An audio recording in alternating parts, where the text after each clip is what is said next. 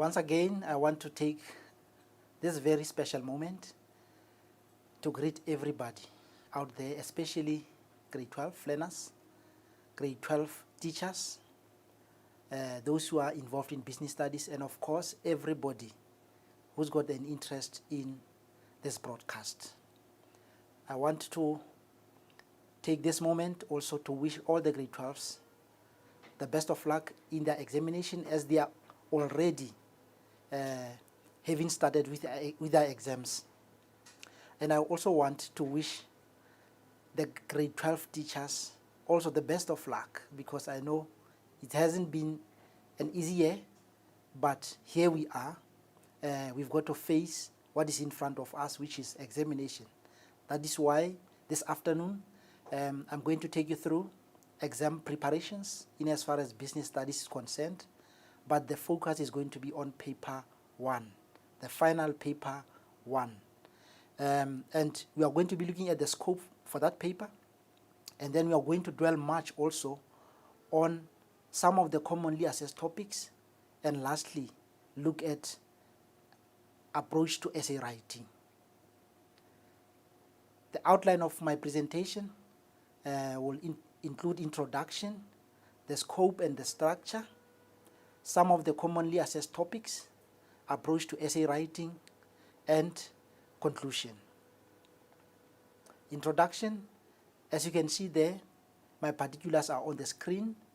I am from Teo District, and my position there is the subject advisor. My name is Midupi, and my surname is Mui.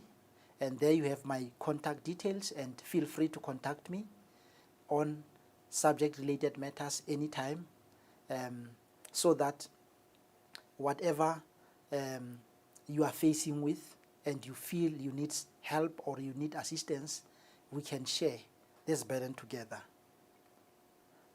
Now let's come to the scope. It is important to highlight the fact that this is paper 1, and in paper 1, business studies, the main topics that are covered or that are going to be assessed in paper 1, they are made up of business environment is the main topic, and the second topic is business operations. Business environment has got the following subtopics. You have impact of recent legislation on business, you have business strategies, you have business sectors and their environments. All of those, they make up the main topic, business environment. And when it comes to business operations, you have only 2 subtopics. Those 2 subtopics are human resources and quality of performance. So the 2 main topics together, they give you the broad topics that are going to be assessed in paper 1. And having said that, there's going to be essays, and when it comes to essays, there's going to be 2 essays.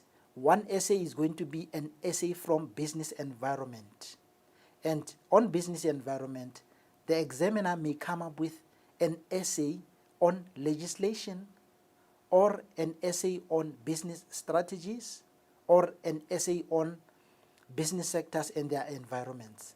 Sometimes you can even have an essay that combines 1 or 2 subtopics. So be ready for that.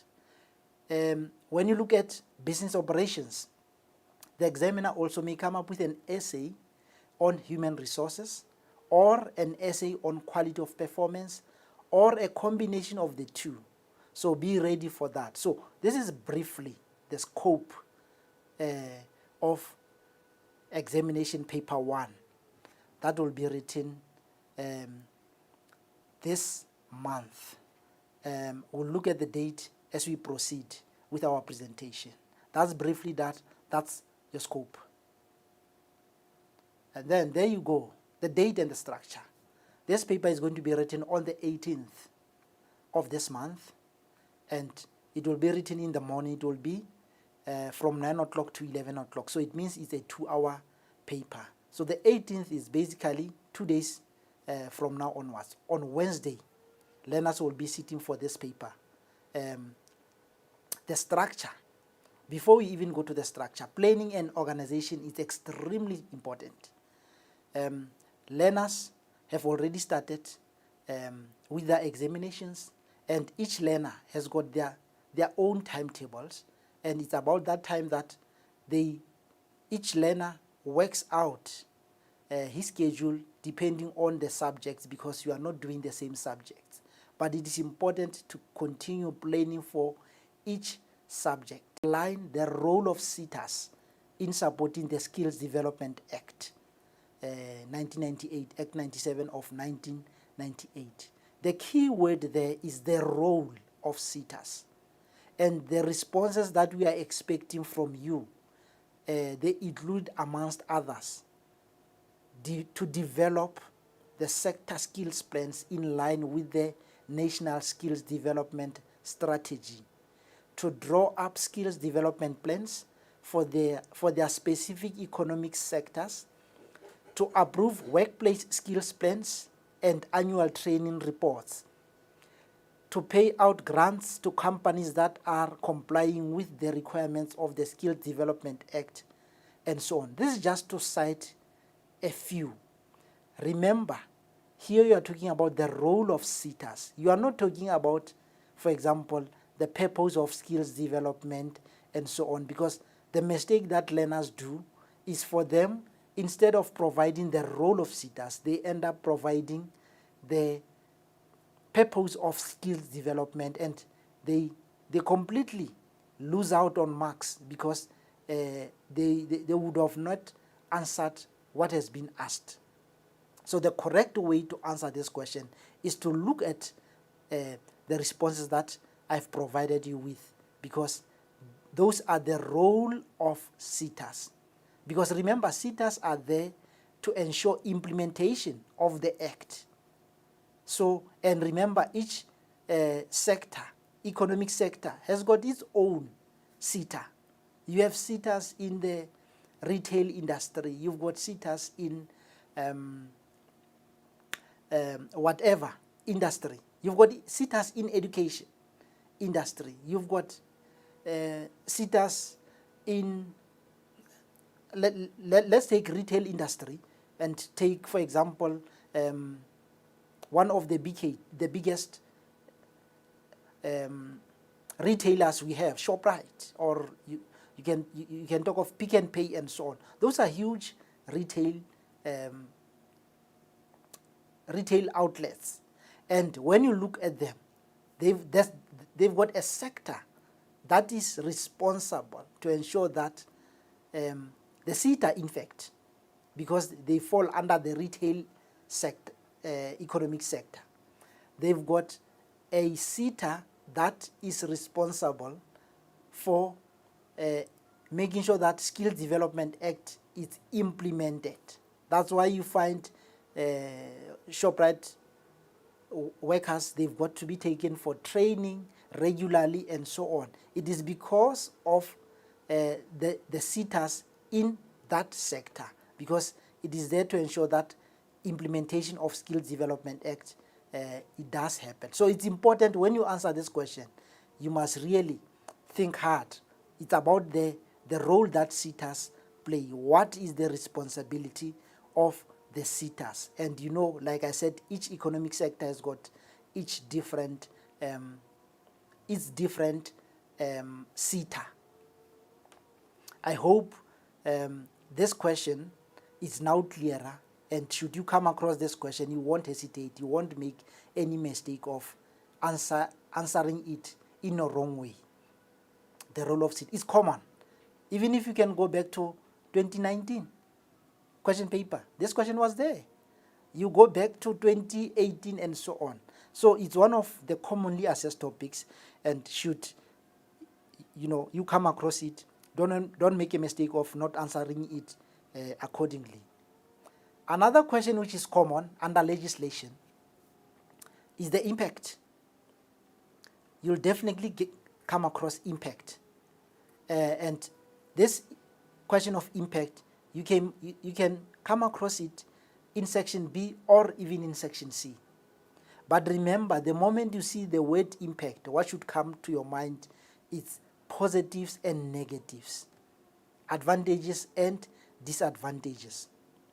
I've just highlighted, for example, impact on BBBEE. If a question says evaluate the impact of BBBEE on businesses, the responses that we are expecting from you may either be positives or negative, or you can even provide a combination. You know, your responses can be positive and negative. You can mix them because the question simply said the impact, or you can stick to the negative ones or the positive ones. For example, some of the responses that we are expecting from you when answering this question, they include responses such as previously disadvantaged workers will be skilled because businesses are compelled to send them for skills training. You can see that this is an advantage, a huge advantage to the business, because it says previously disadvantaged workers. You'll definitely have those disadvantaged workers at your business. Because of this, if you implement those previously disadvantaged workers, because of this act, they will end up being sent for skills training, which was not happening in the past. It's a positive, it's an advantage. The other one, businesses that comply with BBBEE regarding the pillars will be rated high on the BEE score card, or may even get government tenders. It's an advantage, can you see that, for implementing the act. So that's the impact. The business, when it complies, it may even get tenders. It may even be rated high on the scorecard and so on. It's an advantage. Another advantage is that this act, it encourages businesses to address the demands for redress or equity directly. It assists the business to redress, to address those imbalances directly of the past that we know of. All these are positives or the advantages. And then when you come to the negatives, one of the negatives is that businesses have to go through the processes of having their BBBEE compliance measured or verified by an independent BEE verification agency. This is a disadvantage because when you implement, you've got to be verified by an independent agency, which may be a disadvantage because those people, they don't know you, and you are likely not to, because you are being verified, you are likely either not to go through or to not to go through. It's a disadvantage. Another disadvantage is that the act provides for preferential procurement.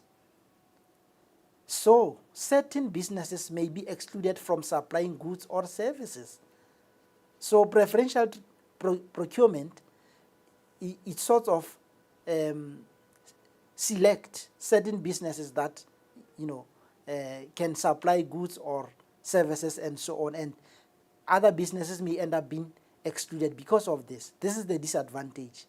Another disadvantage, investment or ownership issues can cause unhappiness between existing shareholders. So these are some of the negatives of implementing BBBEE. So you've got to make sure that when you state effect being negative, it must really convince them, the marker, that this is indeed a disadvantage when implementing the act. If you cite a positive, it must really convince whoever is marking that this is an advantage or this is a positive. And having said that, I've just highlighted the impact of BBBEE on business. Remember, you've got about 8 acts. The examiner may choose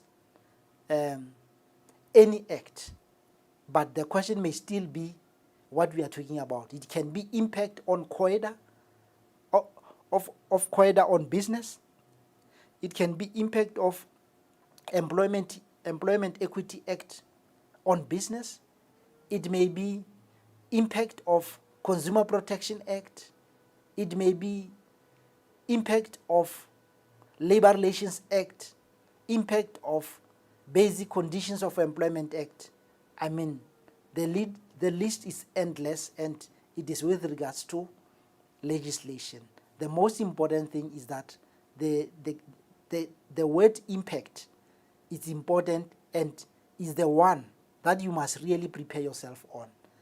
And if you prepare yourself thoroughly, definitely, whether it will be impact on BBBEE, it will be on Consumer Protection Act or National Credit Act or Labor Relations Act or Basic Conditions of Employment Act, you will still be prepared to answer that question because you know how to answer a question on impact. So you must study the impact of all the acts on businesses. It's a very common kind of question. Get ready for it.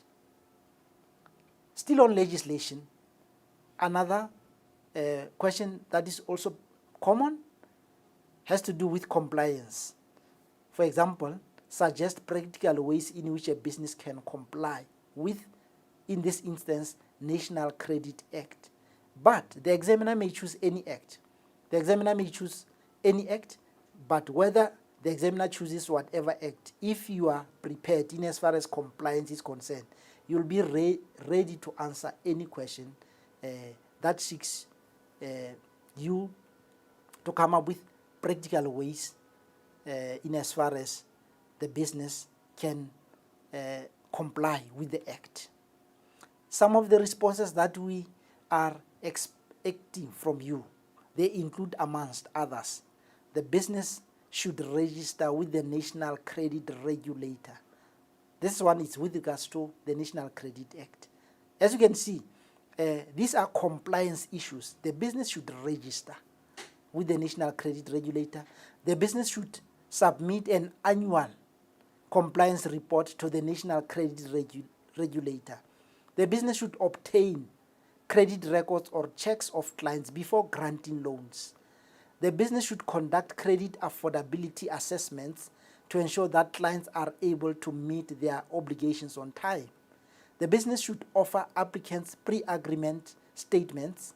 The business should disclose all costs of a loan, meaning that no hidden costs should be charged or added, and so on. These are all some of the responses that we are expecting, and in this instance is responses with regards to National Credit Act, and they all have got to do with compliance.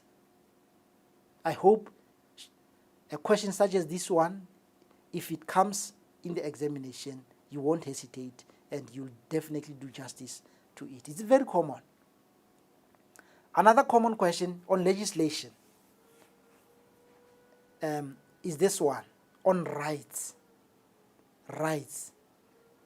Take, for example, this one. It says, discuss any 3 consumer rights as stipulated in the Consumer Protection Act 2008, Act 68 of 2008. Consumer rights. What is important is, learners, you must know the right, and you must also know what that right is all about. Because sometimes, instead of providing the right, you provide what the right is all about, and the question sometimes it's looking for the right itself. Let's take, for example, the right to choose. That is the name of the right. The right to choose is the name of the right. And what is this right all about? Consumers have the right to choose, for example, suppliers and goods. They've got a right to shop around for the best prices when they want to buy anything. They've got a right to return goods that are unsafe or defective for a full refund. So all of those, they have to do with the right to choose. So be careful when you answer any question on rights, and you must know exactly what is expected of you. Are you expected to mention the right or to explain the right? Sometimes you are given statements and you are expected to say those statements. In fact, to give the statements rights. So be careful when you answer that question, because you are looking for the right itself. Another right is the right to privacy and confidentiality. That is the title of the right. And what is this right all about, if you have got to discuss it? This right is actually saying consumers have the right to stop or restrict unwanted direct marketing. You see, they've got the right to privacy and confidentiality. Consumers, they can object to unwanted promotional emails and telesales. I mean, it happens. If you do not do that, what happens? You realize that you'll forever have these adverts on your phones or on your emails or whatever. But you've got a right to say, I don't want this, those promotional whatever. It's the right to privacy and confidentiality. Consumers have the right to stop or to lodge complaints about the sharing of their personal details. That's the right to privacy and confidentiality. And then another right, the right to fair and honest dealings, is the title of the right. What is this right all about? This right is saying suppliers may not use physical force or harass customers to buy products. Rights to fair and honest dealings. You cannot be forced to buy. Suppliers may not give misleading or false information. Businesses may not promote pyramid schemes and chain letter schemes. All these are right to fair and honest dealings. So you still have got other rights. I just selected a few so that I clarify this point of rights. Study the rights properly and know the title of the right and what the right is all about. It is important. If you are good in that, then you'll be able to answer a question or any question in as far as rights are concerned or consumer rights are concerned. And then stepping off legislation. This one is also common on strategies. For example, explain how businesses can apply Porter's 5 forces model to analyze their position in the market.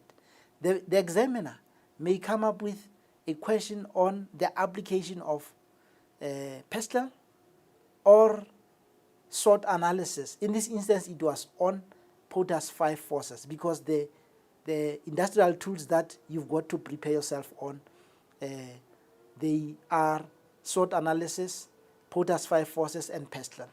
So I just highlighted, for example, this one of Porter's 5 forces, the application of it. And I also paid a specific focus on this component of Porter's 5 forces, power of suppliers or bargaining power of suppliers. And it is important when you have to give a component of the Porter's 5 forces. Don't simply say suppliers, because if you simply say suppliers, you also forfeit marks because it's not clear. It's important to state power of suppliers or bargaining power of suppliers. Then it makes sense. And what are the responses that we were expecting in a question such as this? The responses include, amongst others, the following. Suppliers, and remember here the key word is suppliers. Suppliers that deliver high quality products may have power over the business. You see, the power of suppliers. Assess the power of the suppliers in influencing prices. You see, this is how you apply the Porter's 5 forces. As a business, you must assess the power of the suppliers in influencing prices. And the more powerful the suppliers, the less control the business has over them. You see, if you're running a business and you've got this powerful supplier, this powerful supplier is going to call the shots, because the supplier has got complete control over you, what to do, and so on. That will definitely influence prices. It will definitely influence how your business is going to operate, and so on. So you can see that the power of a supplier is one component of the put as 5 forces. That is also key. The smaller the number of suppliers, the more powerful they may be, as the choice of suppliers may be limited. You see, if you've got very few suppliers, because they are very few, they become powerful because the choice is actually limited or is restricted, and that will definitely influence the prices. It will influence how the business operates and so on. And they are all linked up to the supplier, power of the supplier or bargaining power of the supplier. So these are some of the responses that we are expecting from you when you come across a question such as this. It's also very common.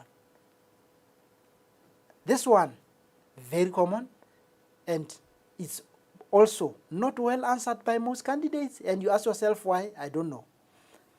It's on business environment. It's on basically on the business environment, and it's also on the challenges and so on. Normally, this question, you are given a scenario, and then there are questions based on the scenario, and then you've got to also apply.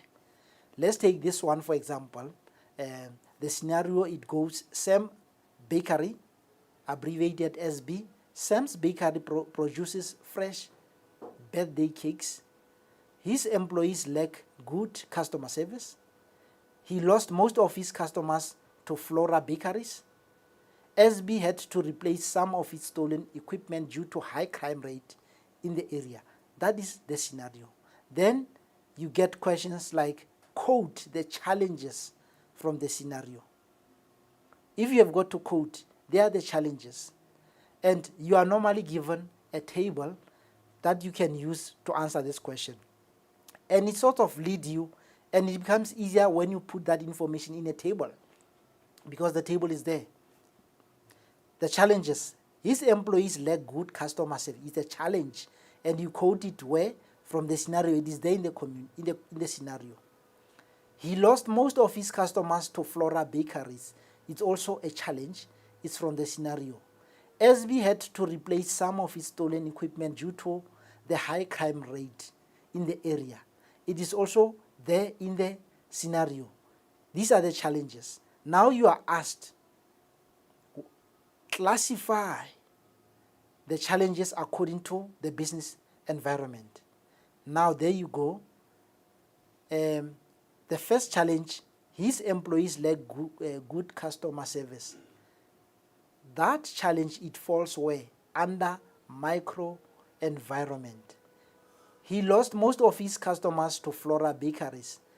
That challenge, it belongs to the market environment. And then lastly, SB had to replace some of its stolen equipment due to the high crime rate in the area. That challenge, it belongs to the macro environment. Now, the question goes further.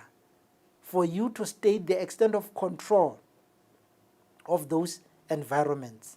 Now, you simply link the two. We all know that micro environment, the business has full control over it. And then the market environment, the business has limited control or little influence. And then the macro environment, the business has no control. This is how you should answer a question such as this, should it be there. And please don't make a mistake of not getting it right, because you must also link the environment and check the extent of control in as far as that environment is concerned, and also quote the challenges. Done about the business environment. I want us now to move straight to the business operation. And here, the focus being the human resources. This question is also common. The difference between job description and job specification. Differentiate between job description and job specification. What is job description? Job description, it describes the duties or responsibilities of a specific job, or it's actually a summary of the nature or the type of the job. That's job description. It has got to do with duties and responsibilities assigned to a post. On the other hand, job specification, it describes the minimum acceptable personal qualities or skills or qualifications needed for the job. So learners, when they answer this question, they normally sort of mix them up. And you can see here that they don't have a clear description or a clear understanding of the difference between the two. So I'm actually saying to you, should a question such as this one come up in the examination, make no mistake, get it right, and clearly differentiate between job description and specification. And the key word in as far as job description is concerned, it's duties and responsibilities. And when it comes to specification, the key word there is basically your skills and qualifications. If you have those, right, you'll definitely be in a position to differentiate between the two. Don't make a mistake, it's a common question. You can come across this question either in section B or even in section C. Another question that is also very common under human resources. Explain the role of the interviewer when preparing for an interview. You see, the key word there is the role of the interviewer. And look, the examiner may simply play around with certain concepts.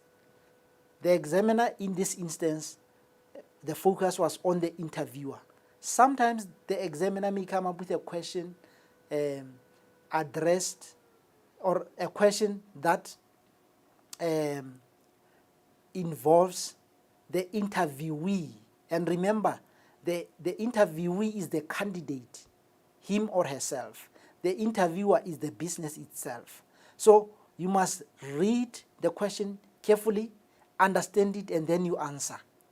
Here, the role of the interviewer, it means the role of the business itself. And when preparing for an interview, it means it is before the interview.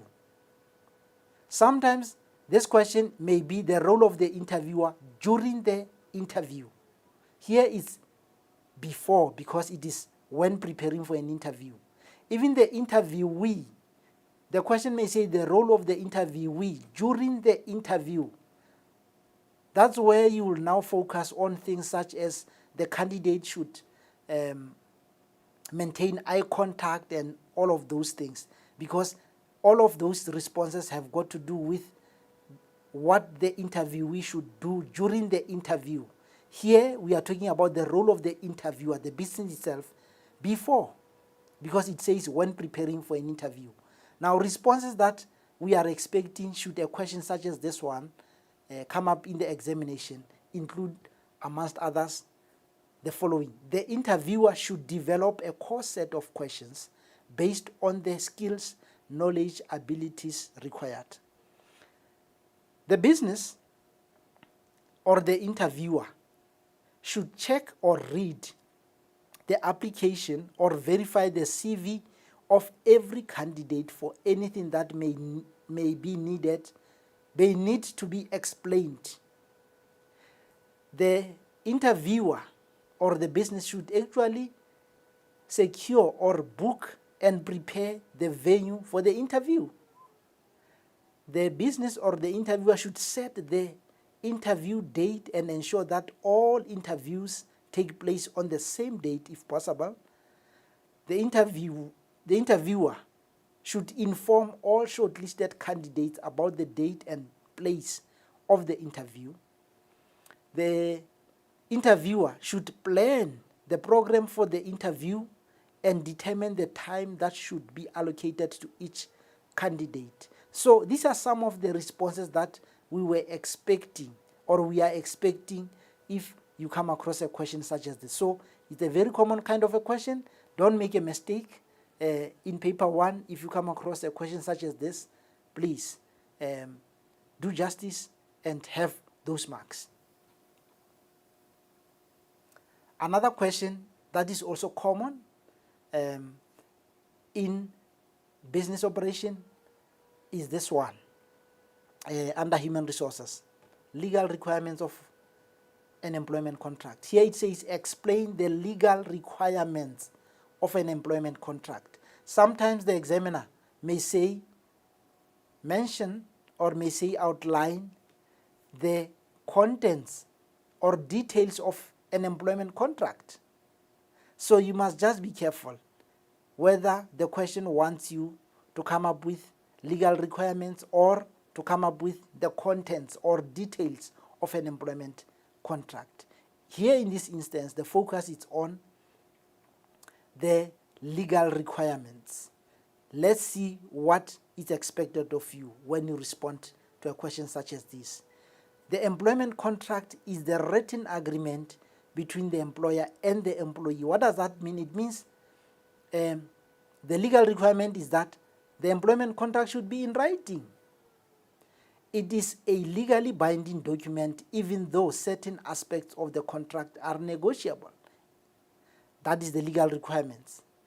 The employment contract may not contain any requirements that are in conflict or that are contradicting the Basic Conditions of Employment Act.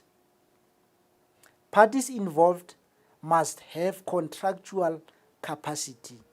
The employer and the employee must both be satisfied with the conditions in the employment contract, and so on. So these are the responses that we are expecting when it comes to a question requiring you to explain the legal requirements. When it says details of an employment contract, or if it says the contents of an employment contract, you will come up with responses such as job description, job specification, leave, you name them, the duration of a contract, and so on. Those are the details. So just be careful, know them and clarify them and differentiate them accordingly, so that when you come across a question such as this, you don't make a mistake, you answer it correctly and appropriately. Another question that is also common has to do with reasons for the termination of an employment contract. For example, outline reasons for the termination of an employment contract. Reasons why a contract may be terminated. One reason is resignation, dismissal or misconduct, retirement, redundancy or restructuring, retrenchment, incapacity due to ill health, and so on. These are some of the reasons for the termination of an employment contract. Sometimes the examiner may ask you to discuss them or to outline them, or you know, it will depend on what the question wants you to do. But the key thing is that you must know the reasons for the termination. It's common. This is also another common question. The distinction between piecemeal and time-related method of salary determination. You must know the difference between the two. And this question, you may come across it in section B or even in section C. Piecemeal. When it comes to piecemeal, workers are paid according to the number of items or units produced or action performed. That's piecemeal. On the other side, time-related, workers, they are paid for the amount of time they spend at work or on a task. So you can clearly see the difference. The other one has to do with the number of items produced. It means if you produce more, you get more. If you produce less, you get less. But when it comes to time-related, it has to do with the amount of time you spend on the task itself. The more time you spend on doing a particular task, the more money you'll be paid, and so on. So just get the difference between the two. A question such as this, should it be there, you don't hesitate, you answer it accordingly, and then you get your marks. Very common question also. Implications. Here, the example is discuss the implications of the Skills Development Act Act 97 of 1998 on the human resources function, implications. And please don't confuse this to the impact. There's a difference between the impact of Skills Development Act on business and also the implication or implications of the Skills Development Act on the human resources function. So when we talk of the implications, what should come to your mind has to do with the compliance issues, what the business should do, because you'll see whether it's implications of Labor Relations Act or the implications of Basic Conditions of Employment Act and so on. You'll see that the responses will always be the business should do this, the business should do this, the business, because like I'm saying, it has got to do with compliance. What is it that the business has to do now because of this act? What is expected of the business to do because of the act? Here you are not expected to come up with the positives and the negatives. No. What the business is now expected to do. And the responses we are expecting here, they include, amongst others, the human resources function should interpret the aims and requirements of the Skills Development Act and adapt workplace skills training programs accordingly. You see, this is what the human resources function should do. The business or the human resources function should identify the training needs of the employees and provide them with the training opportunities so that they will perform their tasks effectively. The human resources function should use the National Qualification Framework or NQF to assess the skills levels of employees. The business or the human resources function should interpret or implement the aims or requirements of the framework for the National Skills Development Strategy. The human resources function should assist managers in identifying skills or training needs to help them to introduce learnerships. The business should also contribute 1% of the salary bill to the Skills Development Levy or the SDL. So you can see all the responses here have got to do with what the business is expected to do. So don't make a mistake, like I warned you. There's a difference between the impact and implications. And surely, if a question on implications come, it will be either implications of Skills Development Act on human resources or implications of Labor Relations Act or of Employment Equity Act or of Basic Conditions of Employment Act. So prepare yourself thoroughly on that. You even have got notes to clarify whatever. Done about that, and we are now moving on to another subtopic, which is quality of performance. Remember, this is still part of business operation and it's still part of paper 1. This question is common. The difference between these concepts, quality control and quality assurance. Sometimes the examiner may want you to differentiate between quality performance and quality management. So just prepare yourself thoroughly, and it is important for you to clearly drawing a line between the two so that it becomes clear and your responses are clear and they are as clear as in a manner that they will earn you marks. What we are expecting from you when you come across a question like differentiate between quality control and quality assurance. When you talk of quality control, you are referring to a system that ensures that the desired quality is met by inspecting the final product. The key word here is the final product to ensure that it meets the required standards. That's quality control. When you look at quality assurance, on the other hand, it has to do with checks. The checks, all checks that are carried out during and after, and the key word there is during and after the production process. So just study the difference between the two, so that should a question such as this one come up in the examination, you don't make a mistake. You answer it accordingly, and you get your marks, and you don't make any mistake. And like I said, the examiner may change concepts. Instead of quality control and quality assurance, it may be quality performance and quality management or whatever. So prepare yourself thoroughly on this question, because it's also one question that is commonly asked. Another question that is common is this one: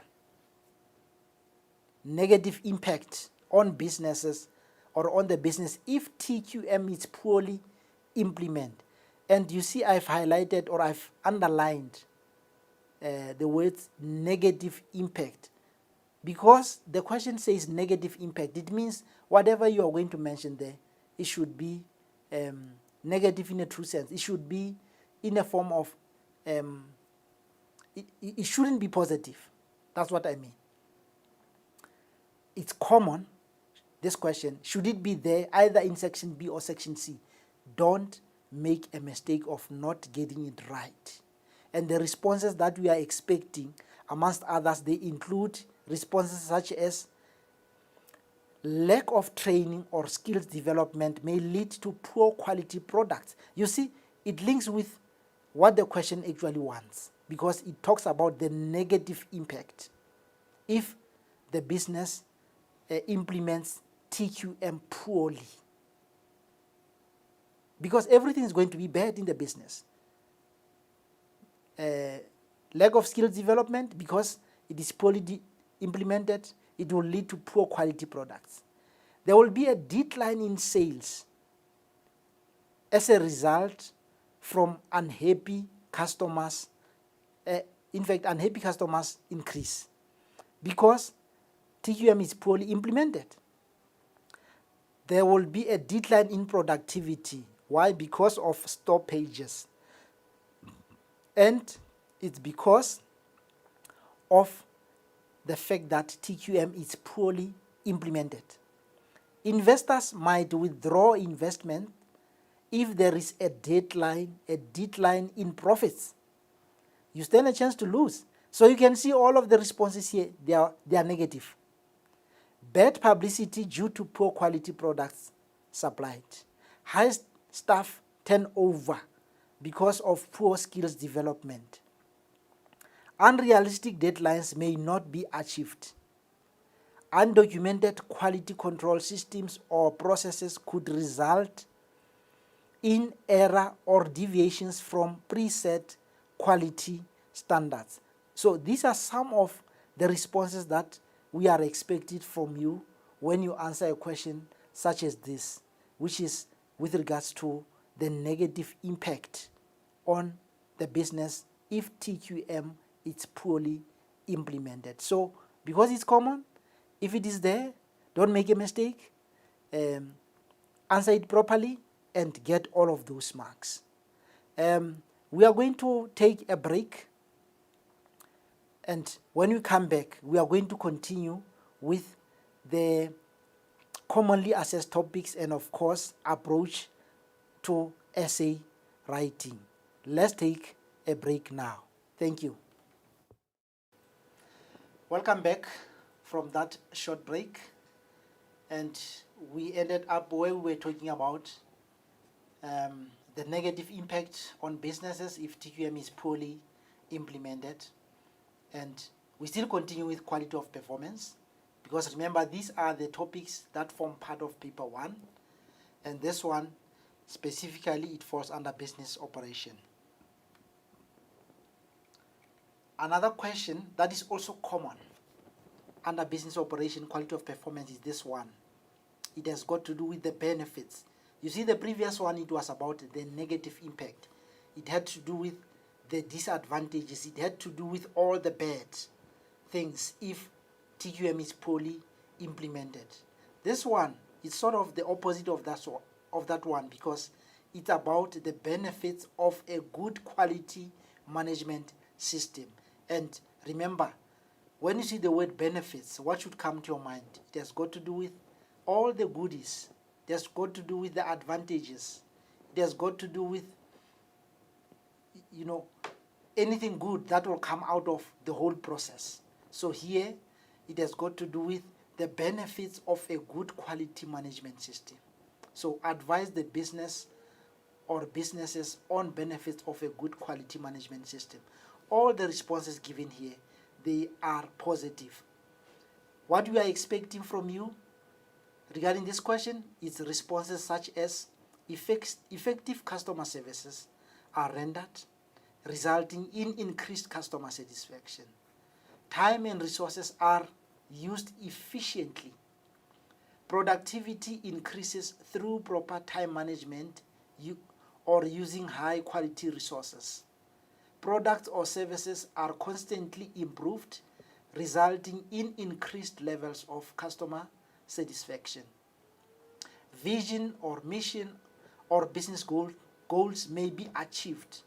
These are the benefits, you see, because the business has got a good quality management system. Business has a competitive advantage over its competitors.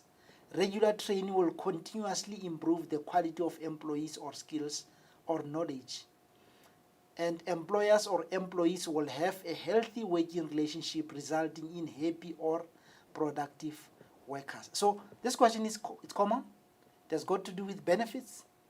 If you come across a question like this one, please make no mistake, answer it properly and get those marks. Another question that is also common under quality of performance is this one: quality indicators. In this instance, the question says outline the quality indicators for each business function. So the examiner may focus on a different function than what I've picked up here. Here I picked up purchasing function, the quality indicators within purchasing function. You may be asked to come up with quality indicators within general management function or within production function. It will differ from question to question, but the key thing is that you must prepare yourself with regards to the quality indicators for within each business function. What are we expecting from you when you've got to outline the quality indicators within purchasing function? We are expecting responses such as buy raw materials in bulk at lower prices. This will indeed ensure that quality is realized. Select reliable suppliers that render the best quality raw materials or capital goods at reasonable prices. You see all the responses, they link to purchasing function.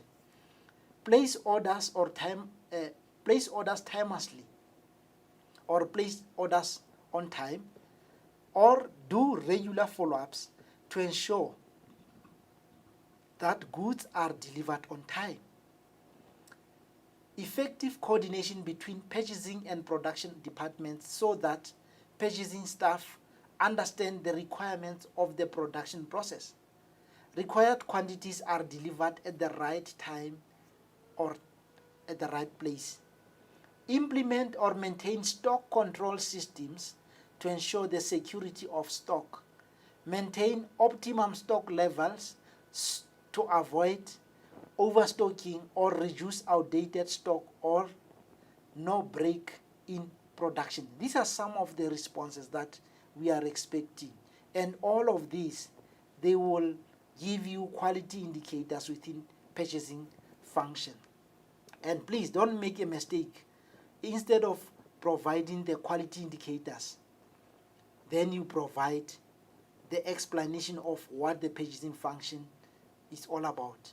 The moment you do that, you've missed the point. The question is not about what the function is all about. The question is about the quality indicators within that function. So make sure that a question such as this one, if it is there, you don't make a mistake, you answer it properly. You may come across this question in section B or even in section C, but it's a very common kind of a question.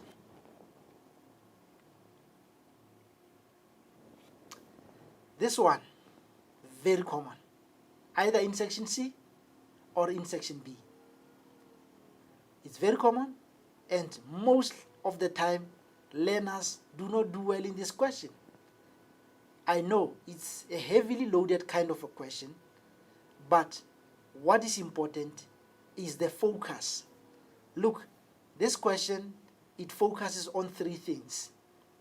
It says, for example, discuss the impact of the following element of TQM on large businesses: total client or customer satisfaction. So the key words or the key concepts in this question, there are three. The first one is impact. The impact. So you know, every time you see the word impact, you must think of negatives and positives. So there you have negatives and positives. Discuss the impact. That's the first focus. The second focus is of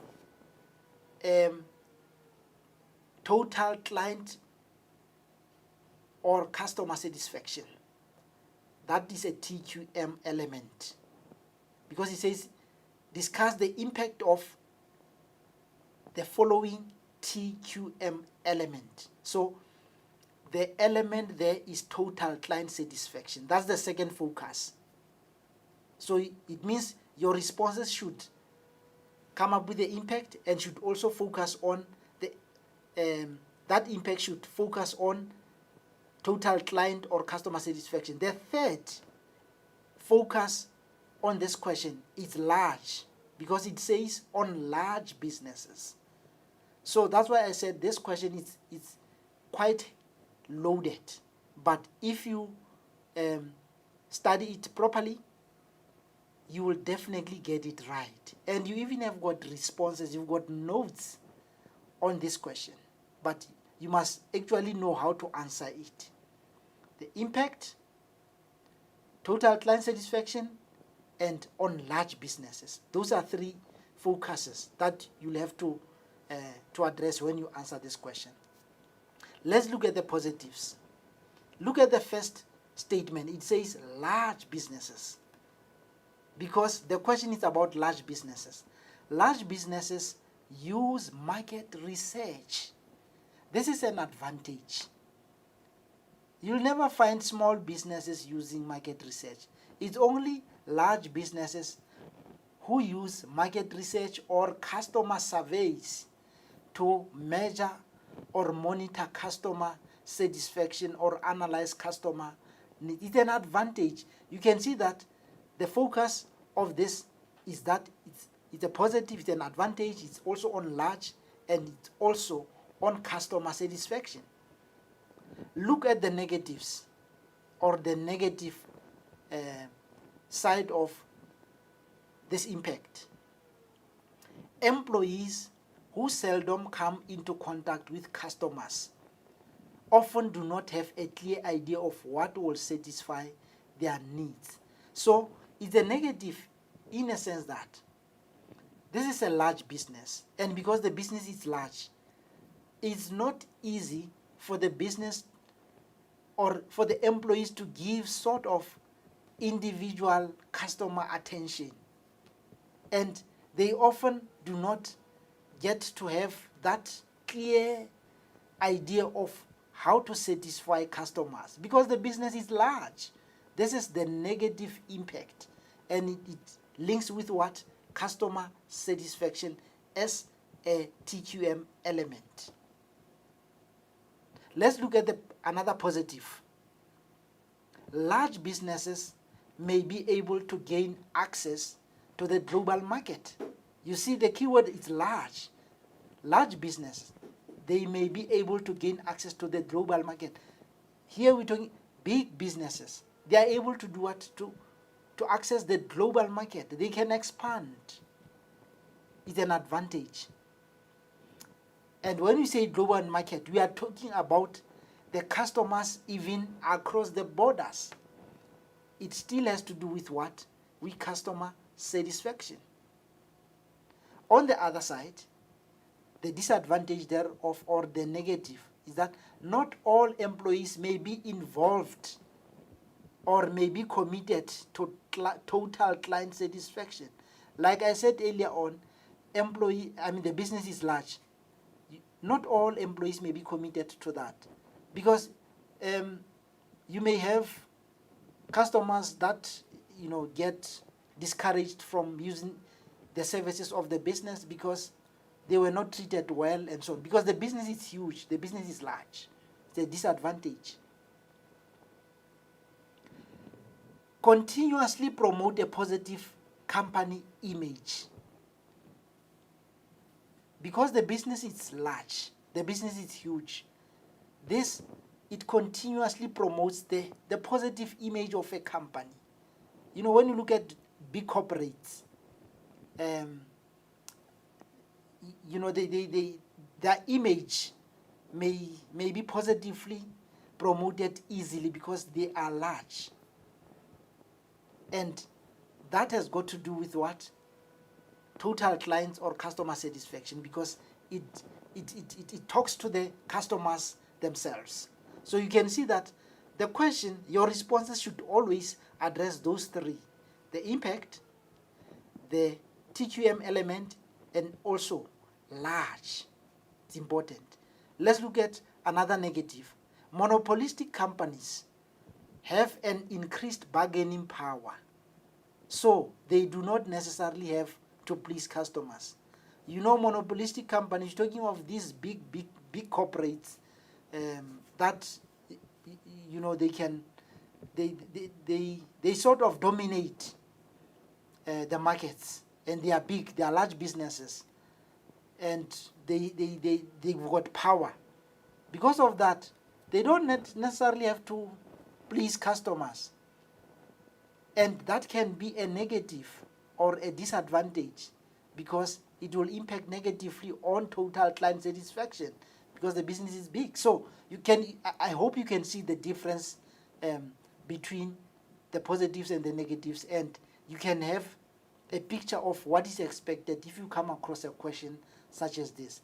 And the examiner, here I just focused on total client satisfaction as an element of TQM. The examiner may focus on a different element, like continuous skills development.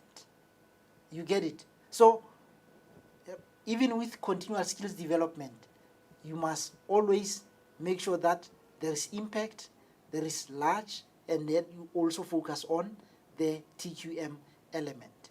If you do that, it will be easy for you to answer this question, then you get your marks as expected. So it's also another common kind of question under quality of performance. I think that is that about the commonly assessed topics. They are not all, but I have tried to touch on most of the commonly assessed topics, and I've got no doubt if you can focus on those topics that are commonly assessed, those questions that are commonly assessed, I can bet here there are some of the questions that you'll definitely, when you grab the question paper, then you say, "Yo, my word." These are some of the things that Mr. Muli was talking about when he was advising us. So take whatever I'm saying to you seriously, because this is an exam prep. You are preparing yourself for Wednesday, and all that we want you to do is for you to do well. Let's now focus on essays, how to answer essays. And it is important to note that essays are not the monster questions. Essays, that's where you can grab marks. Essays, that's where you can express yourself. And it's only in essays that you already have got marks before you can even get into the gist of what the question wants from you. So I take essays you've got an advantage already if you answer essays of benefiting in as far as marks are concerned when you answer essays. So you simply have got to have a trick of how to answer the essays. You must have an approach that will sort of put you on the right map in as far as essay writing is concerned, and then you know that I'm playing by these rules, and then I'm likely to, to get it right. The first step when you answer essays is that you must read and understand the question. We are emphasizing this fact. Read and understand the question. Because right now, as you prepare yourself, in front of you, you've got quite a number of documents or quite a number of question papers, previous papers, and so on. When you enter the examination room, then you simply look at a question, you read it, and then you start answering, and realize after writing, when you are outside the examination room, you realize that I did not read this question thoroughly. I have now misinterpreted the question, and I did not answer the question accordingly, and I forfeited marks and so on. So it's important to read the question thoroughly and understand it before you attempt answering it. That's why we emphasize the fact that the first step in essay writing is the reading and the understanding of the question. It's important. You must analyze the question to find out what is wanted.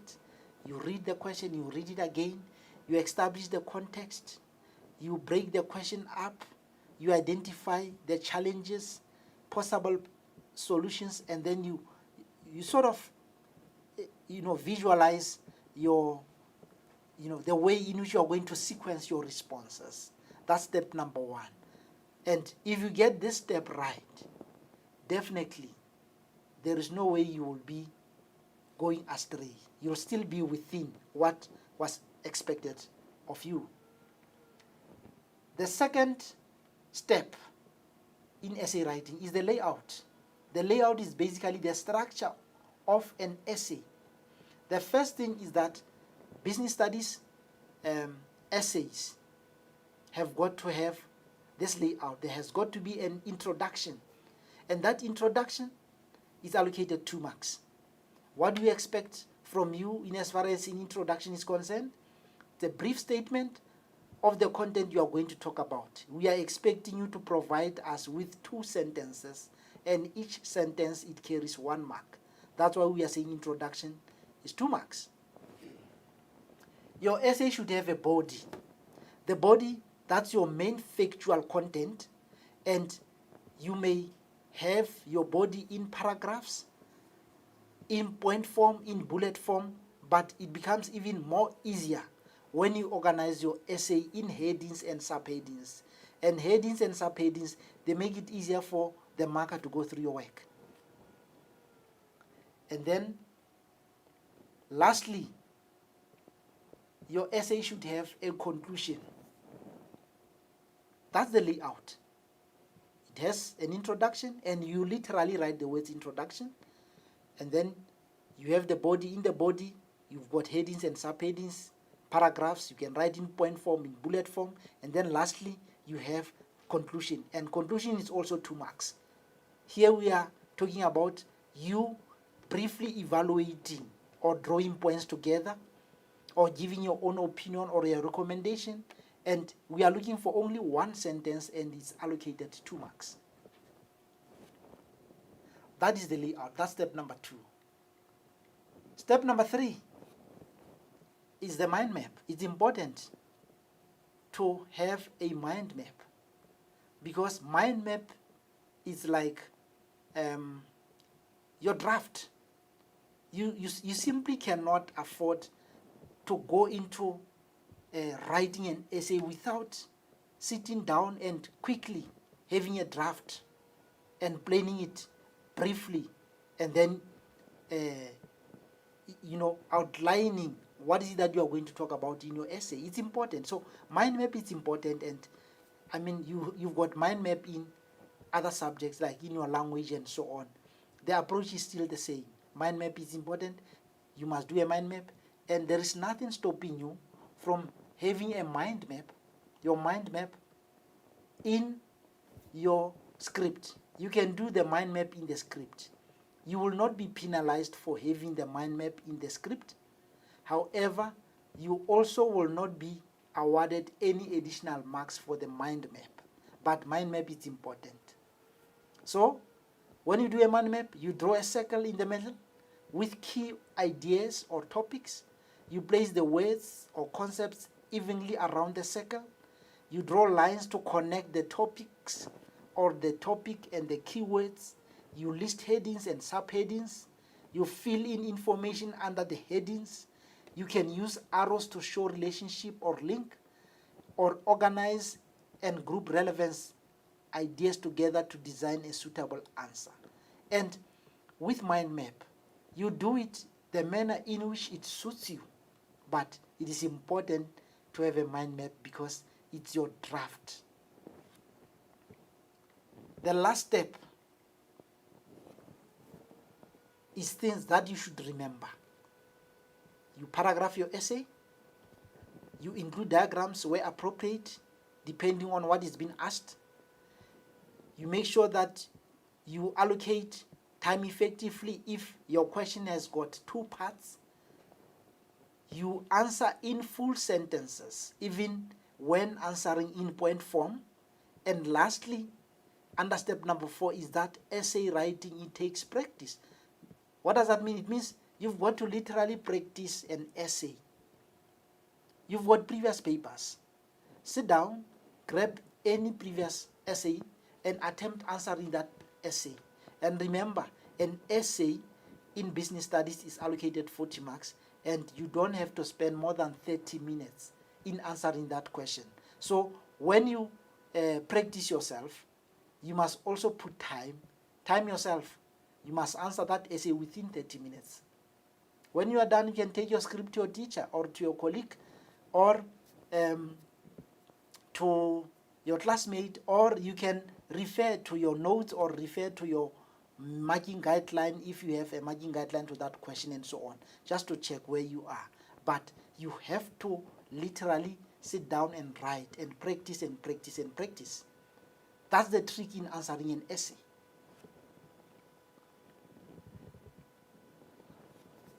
You normally hear your teachers talking about LASSO. This forms part of an essay when we mark. LASSO is an acronym. L stands for layout and is allocated 2 marks. And how do you get these 2 marks? If your essay has got introduction, it has got body with proper paragraphs, and it has got conclusion, definitely you are going to get 2 marks for the layout only. But remember, in the introduction, you must write introduction, and then under introduction, come up with 2 sentences, and then conclusion, write the word conclusion and come up with a conclusion statement. You've got 2 marks already for the layout, because it means the layout or the structure of an essay is as expected. And then A stands for analysis and interpretation. It's allocated 2 marks. Here we are looking at 2 things. The first thing, are you able to break the question down to show that you understand? Break it into small or into different parts. And what will help you to break the question down into different parts is your bullets. In each essay, you realize that our essays always have got 4 bullets. Each bullet is an instruction. Now, if in your essay you have addressed all the 4 bullets that have been asked in that question, you already have got 1 mark for analysis, because it means you managed to break that question down accordingly. But if you skip 1 of the bullets, you are not going to get that 1 mark. They should all be there.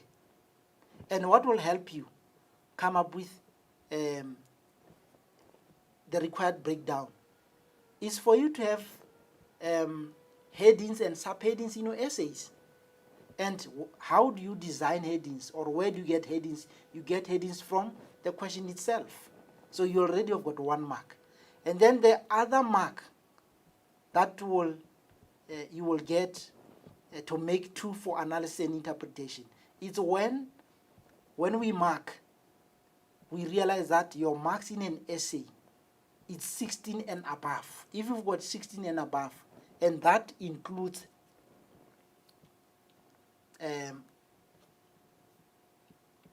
introduction and conclusion. If you have scored 16 and above, you already have got another mark for interpretation. So the other one is for breaking the question down. The second one is for scoring 16 and above. You have 2 marks. And then synthesis is about relevancy.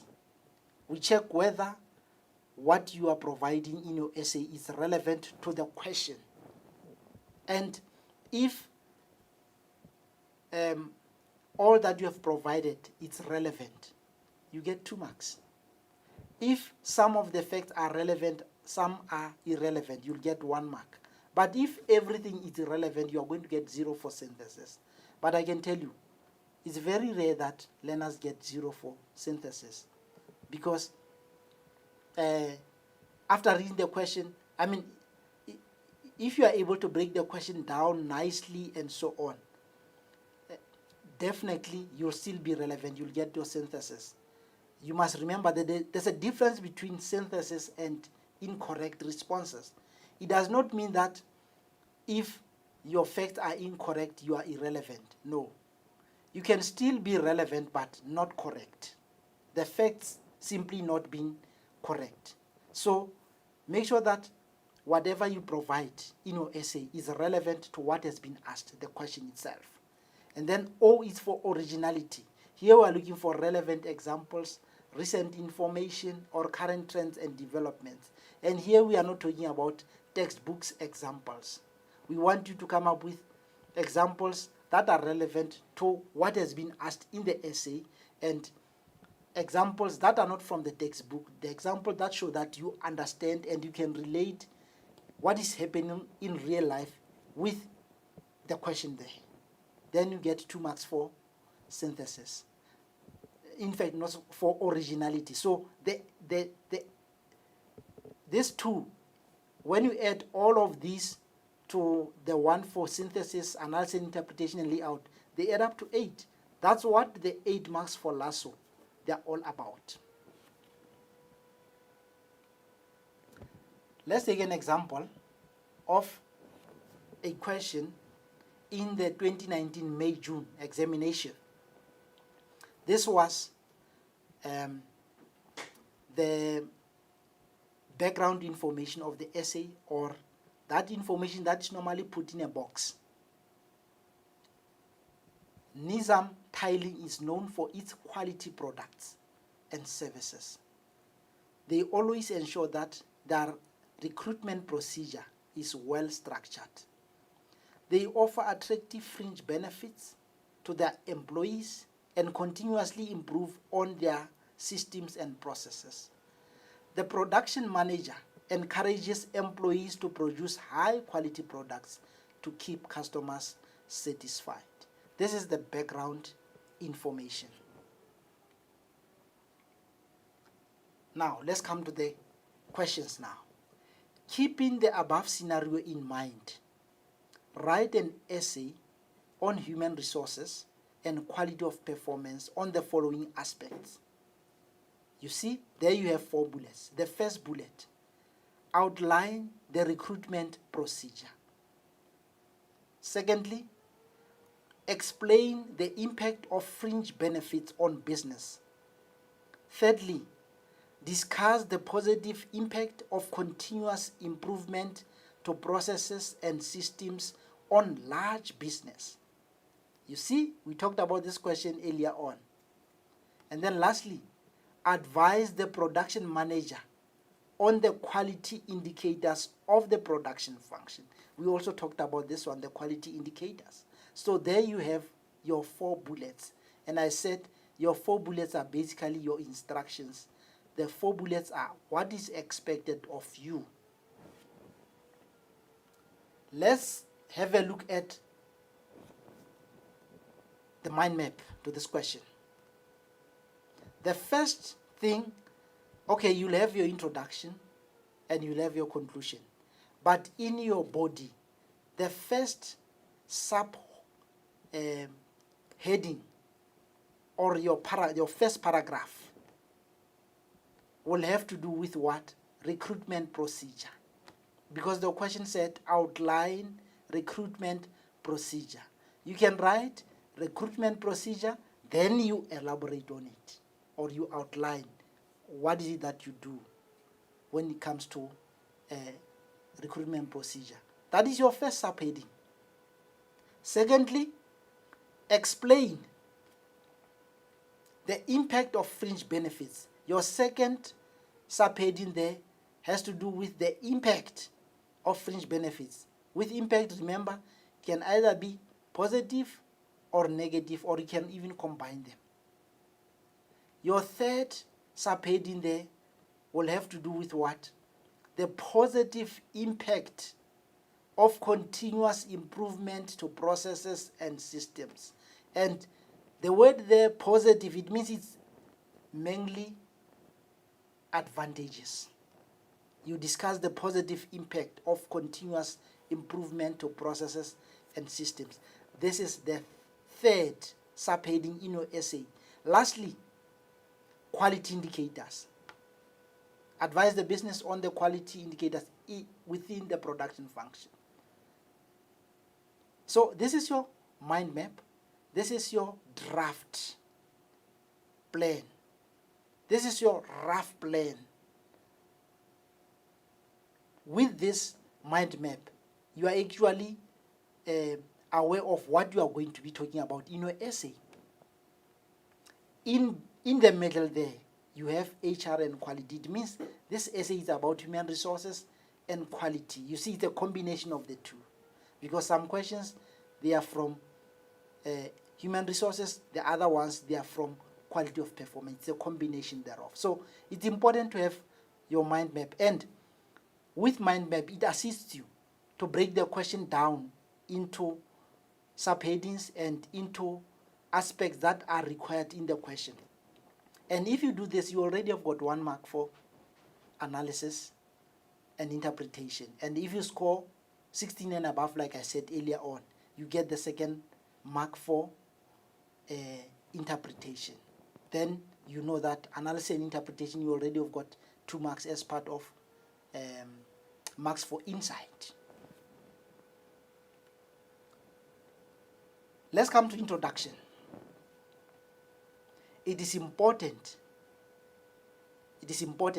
that when you come up with introductory statements, you come up with introductory statements that link with your bullets. For example, look at the first introductory statement under introduction. The objective of recruitment is to attract the best possible applicants with regard to skills, qualifications, competency to fill vacancy. 1 mark.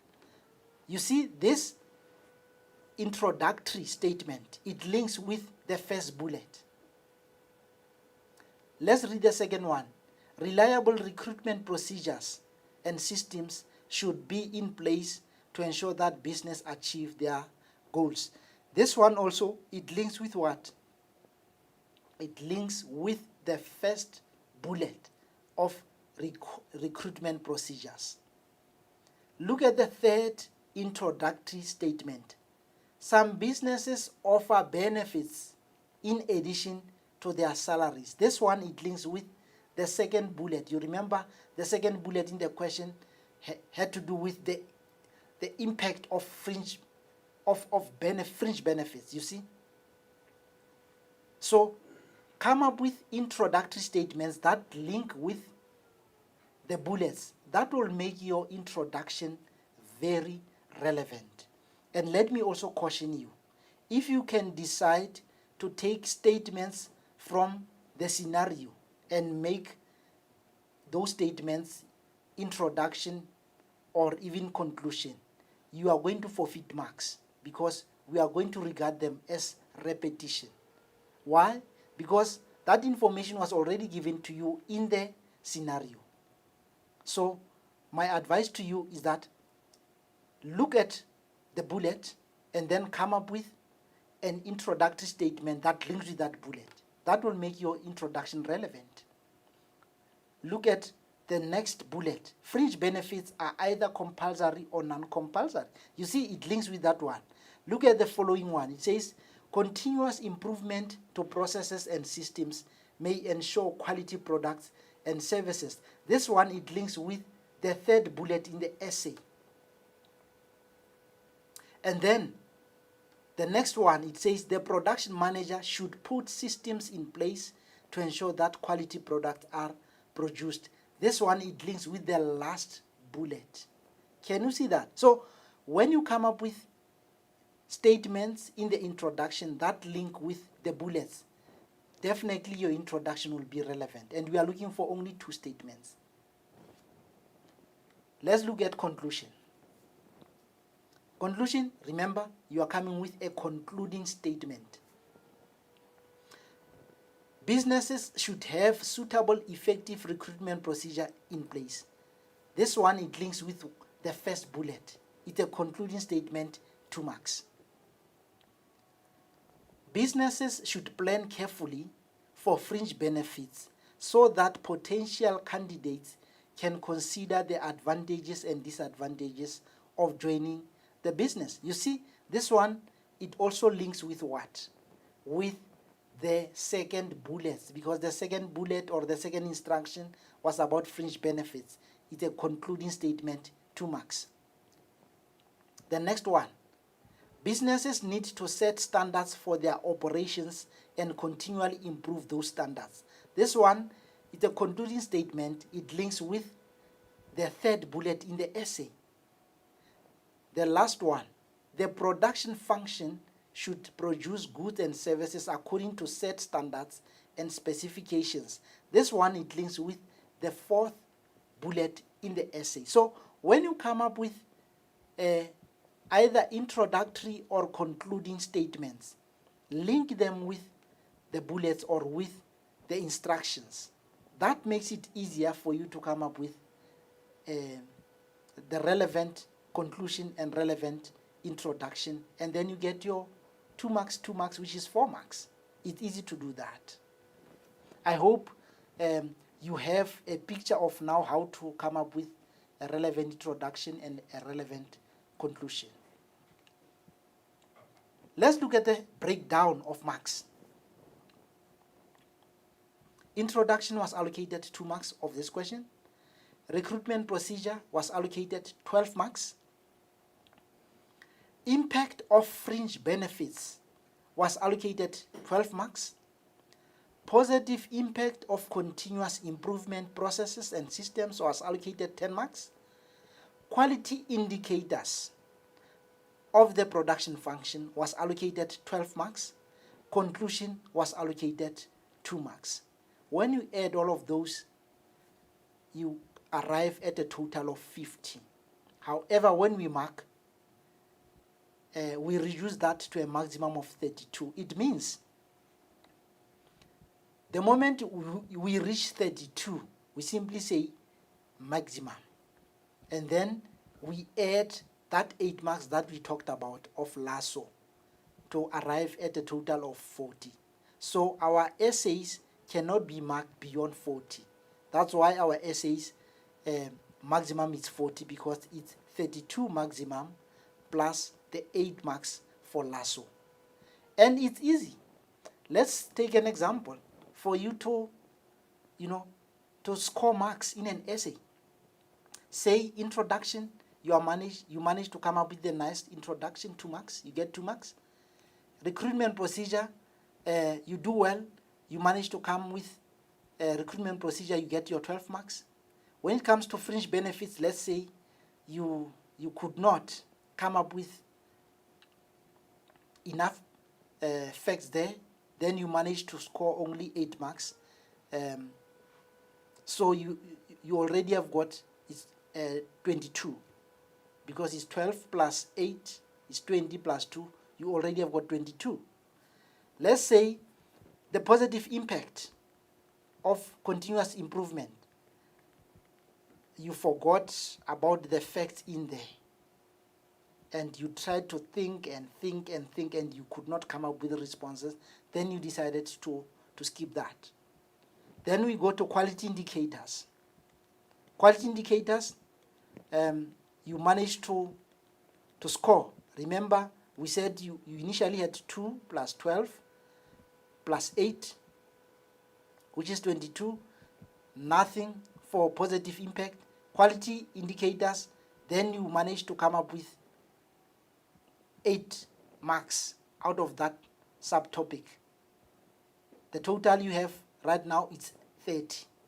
Then you come up with a nice conclusion.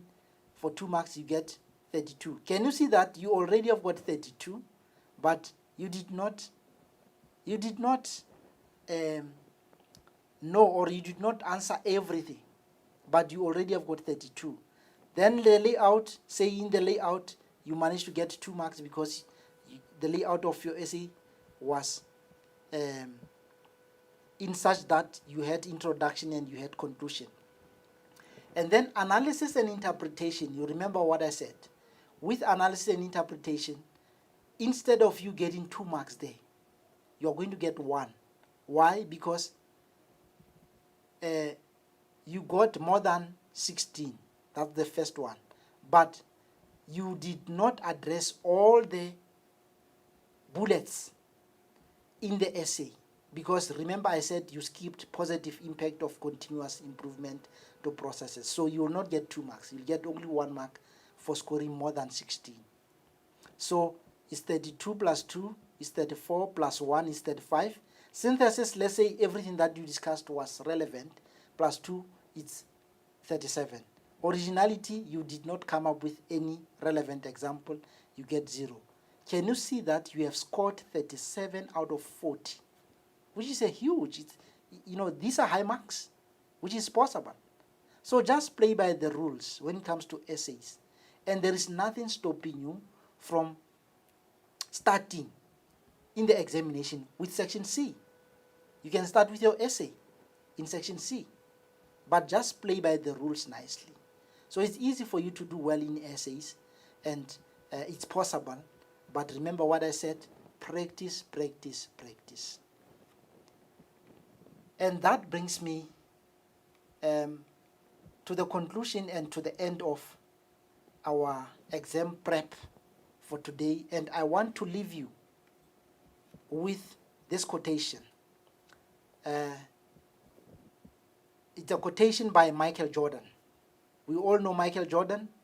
He's a well-known basketball player in the US. He once said, I quote, "Practice like you've never won. Play like you've never lost." Close quote. So it's all up to you. Practice and practice and practice. You'll definitely get perfect. And he was talking from experience as a basketball player.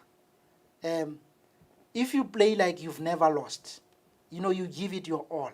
So come Wednesday, prepare yourself and get ready, give it your all.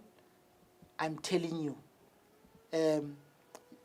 you're going to come out of the examination room smiling, and you'll be the happiest person come February when results are announced. So with those few words, I want to wish you well with your paper 1 on Wednesday, and continue to bring everything together now.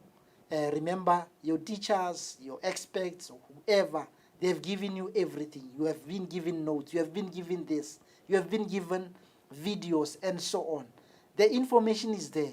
Just now, bring things together, plan nicely, and I'm telling you, you will definitely make it. So I want to wish you well, and good luck, and thank you.